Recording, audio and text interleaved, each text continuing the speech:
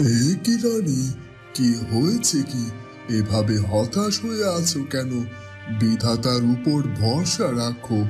তার আশীর্বাদ থাকলে দেখবে আমাদের রাজকুমারের কোনো ক্ষতি হবে না। কি হলো কি? কোথায় কোথায় সেই রাজকুমার? ওকে তো দেখতে পাচ্ছি না। তুই তো বললি নাকি তোর পিছু পিছু এসেছে। ও আবার পিছে পিছে এসেছে। একটু অপেক্ষা করুন, দেখবেন ও খুব তাড়াতাড়ি পৌঁছে যাবে। ফুলপরি, তুই তোর পরীক্ষায় উত্তীর্ণ হয়েছিস মা, আর তোর তপস্যা সম্পূর্ণ হয়েছে। এবার তুই তোর তপস্যা ভঙ্গ করতে পারিস। সাধু বাবার কথা শুনে ফুলপরি তার ধ্যান ভঙ্গ করে। সত্যি বলছেন সাধু বাবা, আমি আমার ধ্যান সম্পূর্ণ করতে পেরেছি। আমি তো ভেবেছিলাম হয়তোবা আমি ব্যর্থ হয়ে যাব। বাবা, সেদিন তো ওই রাজকুমারের হাত থেকে কোনোভাবে নিজেকে বাঁচিয়ে নিয়ে পালিয়ে এলাম, কিন্তু এভাবে পালিয়ে পালিয়ে লুকিয়ে লুকিয়ে আর কতদিন এভাবে? আমি তো আর পারছি না ওই রাজকুমারের ভয়ে লুকিয়ে থাকতে। শুধুমাত্র ওই রাজকুমারের ভয় নয়, তোমাকে নিয়ে লুকিয়ে আছি ওই পরীর হাত থেকেও রক্ষা পাওয়ার জন্য। ওই ফুলপরি তার সব শক্তি ফিরে পেয়েছে, তাই সে যে কোনো মুহূর্তে আমাদের বড় কোনো ক্ষতি করে দিতে পারে। বুঝলাম যে ওই পরী যে কোনো মুহূর্তে আমাদের কোনো ক্ষতি করে দিতে পারে, কিন্তু তাই বলে আমরা কতদিন এভাবে লুকিয়ে গা ঢাকা দিয়ে বসে থাকবো বলতে পারেন? আর তাছাড়া ওই রাজকুমার বা ফুলকুমারীর উপর আমি এখন পর্যন্ত কোনো রকম কোনো আঘাত আনতে পারিনি, তাহলে কি করে আমি আমার প্রতিশোধ নেব বলতে পারেন ঠিক বাবা? ধৈর্য ধরো সুমন, ধৈর্য ধরো। ওই পরী কতদিন আমাদের উপর খেয়াল করে থাকবে বলতে পারো? আর তাই আমরা যদি ধৈর্য ধরে আরো কয়েকটা দিন গা ঢাকা দিয়ে থাকি, তাহলে ওরা আমাদের কথা মাথাতেই আনবে না। আর তখন আমাদের সুযোগ হবে রাজকুমার এবং ফুলকুমারীর উপর প্রতিশোধ নেওয়ার। আর আমাদের সুযোগ মতোই আমাদের প্রতিশোধ নিতে হবে, বুঝতে পেরেছো? এখন এখন এটা করা ছাড়া আর কোনো উপায় নেই, আর তাই তো আমাকে অপেক্ষা করতে হবে আর এভাবে লুকিয়ে থাকতে হবে। ওদিকে রাজকুমার চন্দ্রকুমার ফুলকুমারীকে নিয়ে বেরিয়ে পড়ে রাজ্য ভ্রমণে। ফুলকুমারী চন্দ্রকুমারীর সাথে রাজ্য ভ্রমণ করতে পেরে ভীষণ আনন্দিত। রাজকুমার, আজ আমার ভীষণ আনন্দ হচ্ছে। কতদিন পর আমরা এভাবে রাজ্য ভ্রমণে বেরিয়েছি। রাজ্যের প্রতিটা জায়গা আমার কত চেনা, কত আপন। এখানেই তো আমি ছোট থেকে বড় হয়েছি। হ্যাঁ হ্যাঁ, এতদিন তুমি এই রাজ্যের মেয়ে ছিলে, আর এখন এখন তুমি এই রাজ্যের যুবরানী। তোমার সম্মানটা কত বেড়ে গিয়েছে। আসলে এই রাজ্যের যখন তুমি মেয়ে ছিলে তখন সবাই তোমাকে অবজ্ঞা করেছে। তুমি দুমুঠো খাবারের জন্য সবার কাছে অবহেলিত হয়েছিলে। আজ দেখো সবাই তোমাকে কতটা সম্মান করছে। আর সত্যি সত্যি তোমাকে এতটা সম্মান দিতে পেরে আমি নিজেকে অনেক ধন্য মনে করছি ফুলকুমারী। আপনি ঠিকই বলেছেন রাজকুমার, এই রাজ্যের মানুষেরা আমাকে অনেক কষ্ট দিয়েছে, তবে আপনি আপনি যে আমার সেই সব কষ্ট দূর করে দিয়েছেন, আমাকে এত উচ্চ মর্যাদা দান করেছেন। আর তাছাড়া আপনার ভালোবাসা পেয়ে, আপনার মতো স্বামী পেয়ে সত্যি সত্যি আমি অনেক ধন্য রাজকুমার। রাজকুমার, আপনি আমাকে কথা দিন চিরকাল এভাবে আমার পাশে থাকবেন, কখনো কোনো দিনও আমাকে ছেড়ে কোথাও যাবেন না। না ফুলকুমারী, না, কখনোই না, কোনো দিনও না। রাজকুমার চন্দ্রকুমার যে ফুলকুমারীকে ছাড়া বাঁচতে পারে না, আর তাই জীবনে যত যাই কিছু ঘটে যাক না কেন, এই রাজকুমার কখনো ফুলকুমারীকে হাত ছাড়া করবে না। কথা দিচ্ছেন তো রাজকুমার তাহলে আমাকে? হ্যাঁ ফুলকুমারী, হ্যাঁ, কথা দিচ্ছি। যত বড় ঝড়ই আসুক না কেন, আমি চিরকাল তোমার পাশেই থাকবো।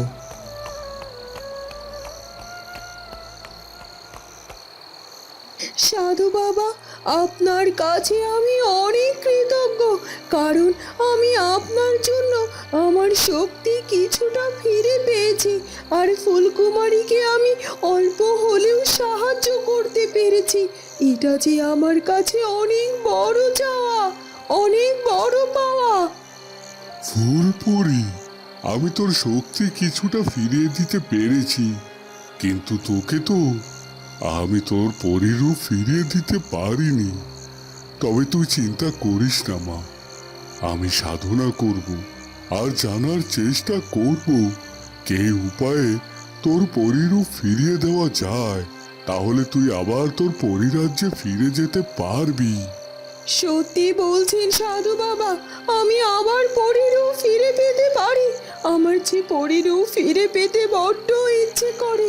আমার পরিরাজ্যে ফিরে যাওয়ার জন্য মনটার মধ্যে ছটফট করে। সেখানে আমার জন্য সবাই অপেক্ষা করছে। জানি না সবাই সেখানে কেমন আছে। আমাকে কি তারা মনে রেখেছে নাকি ভুলে গিয়েছে? ফুলপুরি, তুই চিন্তা করিস না মা। আমি আবার আপ্রাণ চেষ্টা করব তোর পরিরূপ ফিরিয়ে দেওয়ার জন্য। তবে মা, এবার যে তোকে তোর নিজে থাকার ব্যবস্থা করে নিতে হবে। আর কিছুদিন অপেক্ষা কর, আর বিধাতার কাছে প্রার্থনা কর। দেখবি আমি তোকে পরিরূপ ফিরিয়ে দেওয়ার একটা না একটা উপায় ঠিক পেয়ে যাব। ঠিক আছে সাধু বাবা, তবে আমি আপনার কাছে একটা জিনিস চাই, আর সেটা হলো আমি যখন আপনাকে ডাকবো সেই সময়ে আপনি আমার সাথে দেখা করবেন।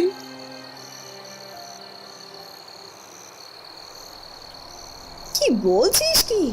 রাজকুমার আর ফুলকুমারী দুজনে রাজ্য ভ্রমণে বেরিয়েছে? সত্যি ওদের ভালোবাসা দেখে আমার গা পিত্তি জ্বলে যাচ্ছে। যেখানে রাজকুমারের হাতে হাত ধরে আমার ঘুরে বেড়ানোর কথা ছিল, কিন্তু ওই ফুলকুমারী আমার ভাগ্যটাকে ছিনিয়ে নিয়েছে আর আমার যা যা সব কিছু নিজে করে নিয়েছে। হ্যাঁ হ্যাঁ, তাই তো দেখছি। আর শুধু শুধু আপনি এখানে বসে বসে এগুলো সহ্য করে যাচ্ছেন। আপনি তো বলেছিলেন ওই ফুলকুমারীর এমন অবস্থা করবেন যে ফুলকুমারী নাকি নিজেই রাজপ্রাসাদ থেকে পালাতে বাধ্য হয়, কিন্তু এখন পর্যন্ত তো আপনি কিছুই করতে পারলেন না। দিব্যি আপনার চোখের সামনে দিয়ে ওই ফুলকুমারী রাজকুমারকে নিয়ে কত সুখে আছে। কিছুই তো করতে পারছি না আমি ওই রানীমায়ের জন্য। কিছু করতে গেলেই তো ওই রানীমা আমার সামনে বাধা হয়ে দাঁড়াবে। আর সব থেকে বড় কথা হলো, এখন তো সে আবার ফুলকুমারীকে চোখে হারায়, নিজের মেয়ে বানিয়ে নিয়েছে তাকে। আর আর রানীমায়ের জন্য তো সব কিছু আমাকে সহ্য করতে হচ্ছে। কিন্তু আমার কাছে একটা বুদ্ধি আছে। এই বুদ্ধি অনুযায়ী যদি আপনি কাজ করেন, তাহলে কিন্তু ফুলকুমারীকে রাজপ্রাসাদ থেকে সরানো আপনার পক্ষে কোনো ব্যাপারই হবে না। সত্যি সত্যি বলছিস দাসী? কি কি উপায় আছে সেটা আমাকে খুলে বল তো দেখি। আর ওকে এবার এমনভাবেই রাজপ্রাসাদ থেকে সরাতে হবে যেন আর কোনোদিনও কোনোভাবেই ওকে আর রাজপ্রাসাদে ফিরিয়ে আনতে না পারে কেউ।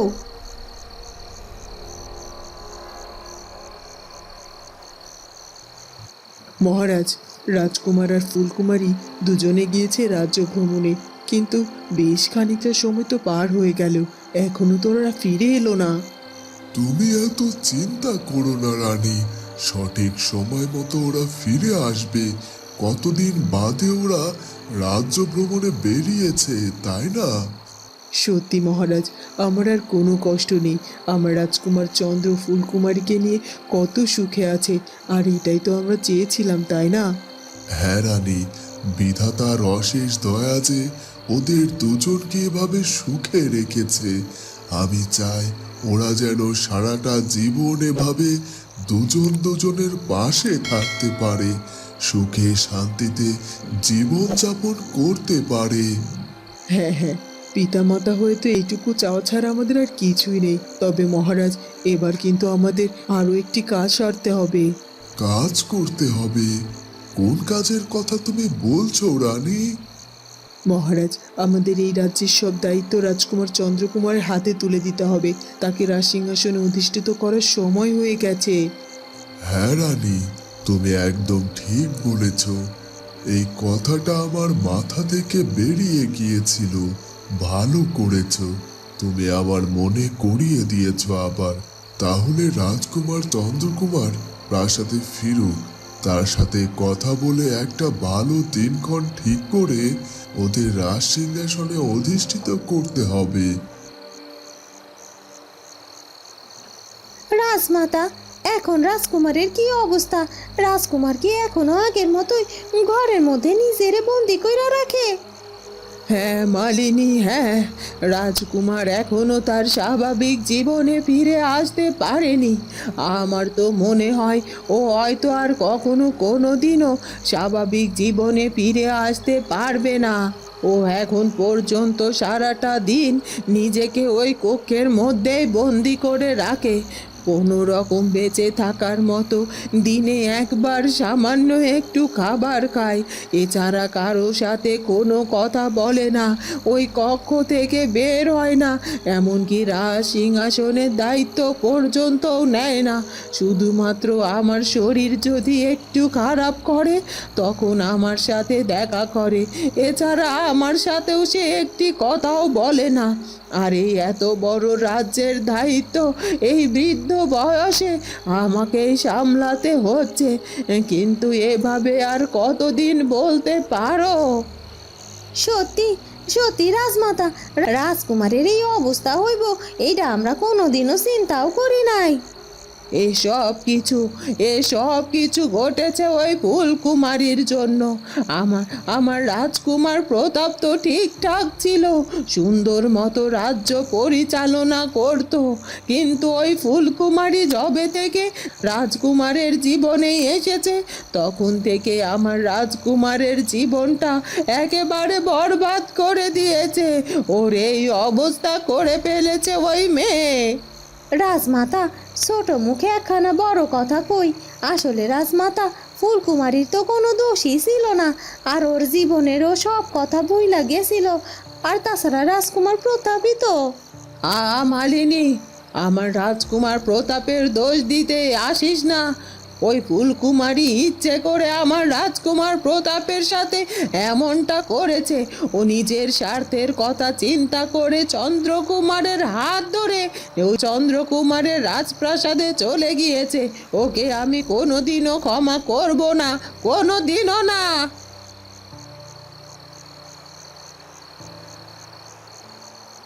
ওদিকে মোরুল গিন্নি মোরুল বাড়ি থেকে বেরিয়ে একেবারেই দিশেহারা হয়ে পড়ে।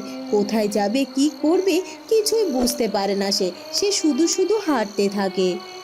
না না, আর পারছি না, আর কোনোভাবে আমি পথ চলতে পারছি না। কোথায় যাব, কি করব কিছুই তো বুঝতে পারছি না।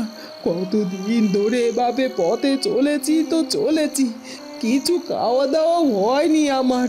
আমি তো সুমনের আস্তানায় গেলাম, কিন্তু ওখানেও সুমনকে পেলাম না। ওখান থেকে যে সুমন কোথায় চলে গেছে কিছুই তো জানি না, ওর কোনো হদিশও পাচ্ছি না। এখন আমি কার কাছে যাব, কে আমাকে আশ্রয় দেবে?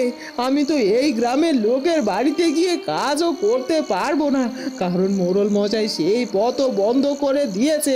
সে বলেছে এই গ্রামের আশেপাশে যেন আমাকে সে না দেখে। আর তাই তো ওই গ্রাম থেকে আমি বেরিয়ে এসেছি, কিন্তু সুমনের দেখা আমি কেন পাচ্ছি না?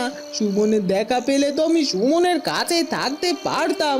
ও আমাকে না বলে কই ওর আস্তানা ছেড়ে কোথায় গেল সেটাই তো বুঝতে পারছি না।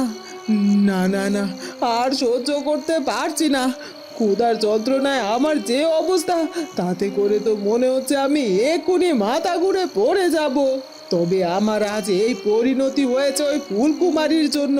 ওই ফুলকুমারী যদি আমাদের জীবনে না থাকতো তাহলে আমার এমন দশা হতো না।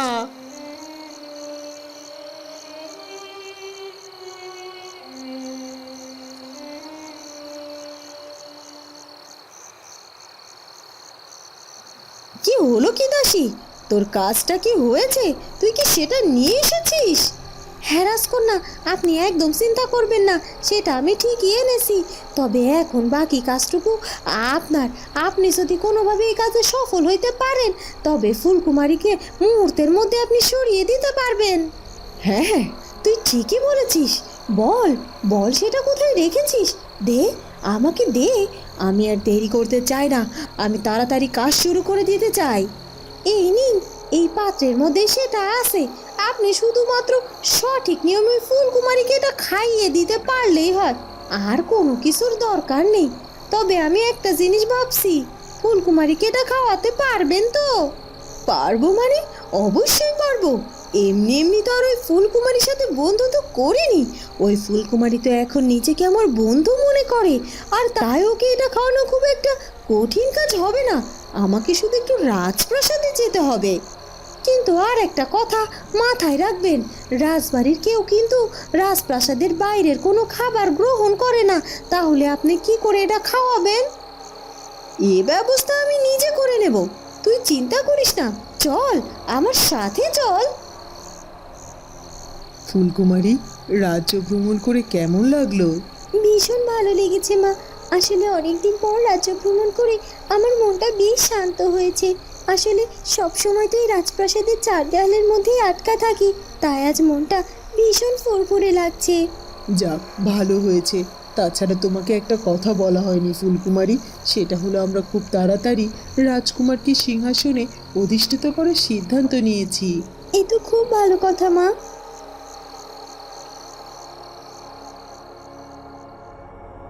রানীমা, আপনাদের জন্য আজকে কোনো বিশেষ খাবার প্রস্তুত করতে হবে? না না, আজ খুব একটা বিশেষ খাবার প্রস্তুত করার দরকার নেই। তোমার যেটা ভালো মনে হয় আর সেটাই করো। ঠিক আছে রানীমা, তাহলে আর কিছুক্ষণ সময় লাগবে আমার। তারপর দুপুরের খাবারের সব ব্যবস্থা হয়ে যাবে। আপনারা এখন খাবার ঘরে গিয়ে বসুন, আমি খাবার পরিবেশনের ব্যবস্থা করছি। ঠিক আছে, যাও। এরপর দাসী সেখান থেকে চলে যায়। ফুলকুমারী, তাহলে যাও, রাজকুমারকে নিয়ে এসো খাবার ঘরে। ঠিক আছে মা। ওদিকে উর্মিমালা দাসীকে সাথে করে রন্ধনশালায় যায়। এ কি উর্মিমালা, আপনি হঠাৎ করে আজ এই রাজহেসেলে এলেন যে? না না, এমনিতেই। আসলে আজ আমি ভেবেছি রাজবাড়িতেই দুপুরের ভোজনটা করব, তাই তোমাকে বলতে এসেছিলাম আমি আজ কি খাবো। ঠিক আছে, বলুন আজ আপনার জন্য আমি কি তৈরি করব। আমি খুব অল্প সময়ের মধ্যেই আপনার খাবার প্রস্তুত করে দেব। তবে আমাকে কিছুটা সময় দিন, আমি এই খাবারটা খাবার টেবিলে দিয়ে আসি, তারপর আমি আপনার খাবার প্রস্তুত করে দিচ্ছি। ঠিক আছে ঠিক আছে, যাও যাও।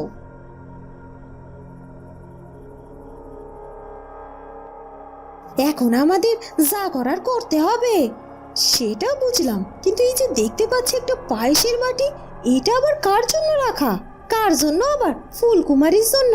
ফুলকুমারী রোজ খাবারের পর মিষ্টি পায়েস খেতে পছন্দ করে, আর তাই তো তার জন্য এই পায়েস এখানে প্রস্তুত করে রাখা আছে। ও আচ্ছা, তাই নাকি? কিন্তু তুমি নিশ্চিত যে এই পায়েস এই ফুলকুমারী ছাড়া আর কেউ খাবে না? এই রাজবাড়ির কেউই দুপুরের খাবারের পর মিষ্টি কিছু খান না, শুধুমাত্র ফুলকুমারী খায়, আর তাই তো তার জন্য এটা প্রস্তুত করা আছে, আর এটা আমি নিশ্চিত। তাহলে তো হয়ে গেল। এক্ষুনি আমাদের এই পায়েসটার মধ্যেই আমাদের ওই বিষটা মিশিয়ে দিতে হবে, আর যত তাড়াতাড়ি সম্ভব এখান থেকে কেটে পড়তে হবে। আর খেয়াল রাখতে হবে যে আসলে ওই ফুলকুমারী পায়েসটা খায় কিনা।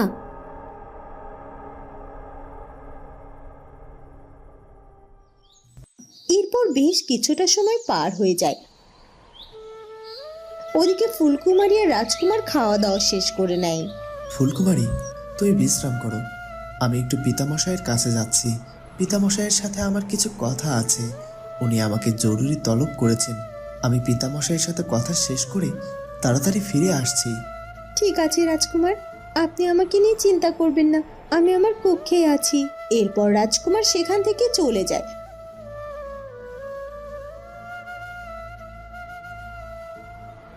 তখনই উর্মিমালা সেখানে এসে হাজির হয়। এ কি উর্মিমালা, শুনলাম তুমি নাকি আজকে দুপুরে আমাদের সাথে ভোজন করবে, কিন্তু কই, ভোজন করার সময় তো তুমি এলে না। আসলে তোমাদের সাথেই তো ভোজন করতে চেয়েছিলাম ফুলকুমারী, কিন্তু পিতামশাই ওদিকে আবার আমাকে ছাড়া কিছুই খেতে চান না, তাই আর কি ভাবলাম পিতামশাইয়ের সাথে এখন বরং খায়, তোমাদের সাথে না হয় অন্য সময় ভোজন করা যাবে। ঠিক আছে ঠিক আছে, তাহলে তুমি এক কাজ করো, রাতের ভোজনটা আমাদের সাথেই করো, কেমন? তখনই দাসী সেই পায়েসের বাটিটা নিয়ে ফুলকুমারীর কাছে আসে। এই নিন যুবরানী, আপনার পায়েস, খেয়ে নিন। এ কি, একটা পায়েসের বাটি এনেছো কেন? এখানে তো উর্মিমালা রয়েছে, তার জন্য আরেকটা পায়েসের বাটি নিয়ে এসো। না না ফুলকুমারী, আমি এখন মিষ্টি জাতীয় কিছুই খাবো না। আসলে খাবারের পর আমার মিষ্টি কিছু খাওয়ার অভ্যেস নেই, তুমি বরং খাও, আমি অন্য সময় অন্য কিছু খাবো তোমার সাথে, কেমন? ঠিক আছে, আমিও না হয় এই পায়েস খাবো না এখন, আজ তোমার সাথে গল্প করি, কেমন? না না ফুলকুমারী, তুমি যদি এই পায়েসটা না খাও তাহলে কি করে হবে? এই পায়েস যে তোমাকে খেতেই হবে, কারণ এই পায়েস খেলেই তো তোমাকে আমি এই রাজপ্রাসাদ থেকে চিরকালের মতো সরিয়ে দিতে পারবো। না না ফুলকুমারী, দাসী যেহেতু নিয়ে এসেছে, আমি অপেক্ষা করছি। তুমি এই পায়েসটা খেয়ে নাও, তারপর দুজনে জমিয়ে গল্প করব, কেমন? ঠিক আছে ঠিক আছে, দাও তো দাসী, দাও পায়েসটা আমাকে দাও, পায়েসটা আমি খেয়ে নিচ্ছি এক্ষুনি। এরপর ফুলকুমারী দাসীর হাত থেকে সেই পায়েসের বাটিটা নিয়ে পায়েসটা খেয়ে ফেলে। বাবা, আমি তো আমার কাজে সফল হয়ে গেছি। এই বিষাক্ত পায়েস পুরোটুকু ওই ফুলকুমারী তো মুহূর্তের মধ্যেই খেয়ে নিল। এখন এখন ফুলকুমারী, কি হবে তোমার সেটা তুমি নিজেও জানো না। এবার চিরকালের মতো তোমাকে আমার পথ থেকে সরে যেতে বাধ্য হতে হবে। আমার রাজকুমারের কাছ থেকে তুমি আর চিরকালের মতো সরে যাবে, আর আমি আমার রাজকুমারকে আবার ফিরে পাবো। বন্ধুরা, কি হতে চলেছে এরপর সেটা জানবো আমরা ফুলকুমারী গল্পের পরবর্তী পর্বে। আর আমাদের আজকের পর্বটি ভালো লাগলে অবশ্যই আমাদের চ্যানেলটিকে সাবস্ক্রাইব করে দিও। দেখা হবে পরের পর্বে। ধন্যবাদ।